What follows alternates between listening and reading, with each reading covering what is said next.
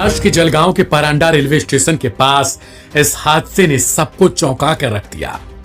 लखनऊ से चलकर मुंबई को जा रही पुष्पक एक्सप्रेस में बैठे कुछ यात्री बुधवार देर शाम 5:47 पर जलगांव के पास हादसे का शिकार हो गए। हादसे के करीब 20 मिनट बाद ट्रेन तो रवाना हो गई, लेकिन कुछ यात्री अपने जीवन के अंत के बाद वहीं ठहर गए, क्योंकि अब वो ना उठ सकते हैं, ना चल सकते हैं और ना ही अब वो जीवन के किसी इकाई को देख सकते हैं। विजुअल्स बेहद डरावने और झकझोर देने वाले हैं। किसी का सिर धड़ से अलग है तो किसी का हाथ कटकर कहीं और है। कुछ शव बिना कपड़ों के पटरियों के आसपास बिखरे पड़े हैं, क्योंकि ये सभी अब मृतक बन चुके थे, तो इन्हें कुछ भी नहीं पता कि जिस ट्रेन से ये रवाना हुए यात्रा के लिए वह उनकी अंतिम यात्रा हो गई। सवाल है कि आखिर यह हादसा कैसे हुआ। दरअसल इसके पीछे की वजह के रूप में एक अफवाह को माना जा रहा है। जैसे ही ट्रेन महाराष्ट्र के भुजबल स्टेशन से निकलकर जलगांव के परांडे स्टेशन पर पहुंची, वैसे ही ट्रेन में आग लगने की किसी ने अफवाह फैला दी। अमूमन हो रहे हादसों के कारण लोगों में खौफ फैल गया और वे ट्रेन में चेन पुलिंग कर बैठे। जैसे ही ट्रेन रुकने लगी, वैसे ही उसमें से कुछ लोग कूदने लगे। इस दौरान वे भूल गए कि सामने दूसरा ट्रैक है और उसी ट्रैक पर कर्नाटक संपर्क क्रांति एक्सप्रेस निकल रही थी और यात्री उसकी चपेट में आ गए। जितने लोग इसकी चपेट में आए वे वहीं पर मौत की नींद सो बैठे। ट्रेन घटना के बाद वहीं ठहर गई।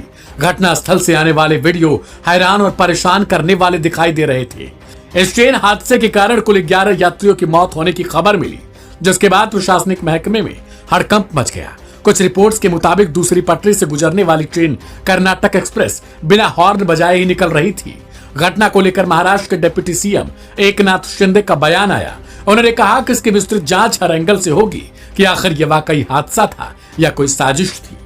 जो रेस्क्यू ऑपरेशन है, जहां जिनको हॉस्पिटलाइज करना है, उनके ऊपर उपचार करना है, वो काम शुरू है और वहां पर कोई भी किस्म की कमी नहीं होगी, ऐसी हमारी राज्य सरकार की यंत्रणा पूरा काम कर रही है। खबर थी कि अफवाह फैलाई गई कि ट्रेन में आग लगी। हाँ, अभी ये तो अभी उसकी जांच होगी, लेकिन पहले तो सबसे पहले जिनकी जो घायल है उनको उनका इलाज तुरंत हो जाए, उनकी जान बचे, इसको प्राथमिकता दी जा रही है। घटना को लेकर महाराष्ट्र के सीएम देवेंद्र फडणवीस की तरफ से भी बयान जारी किया गया और उन्होंने कहा कि घायलों के समुचित इलाज की व्यवस्था की जा रही है। यह हादसा बेहद दुखद और डरावना है।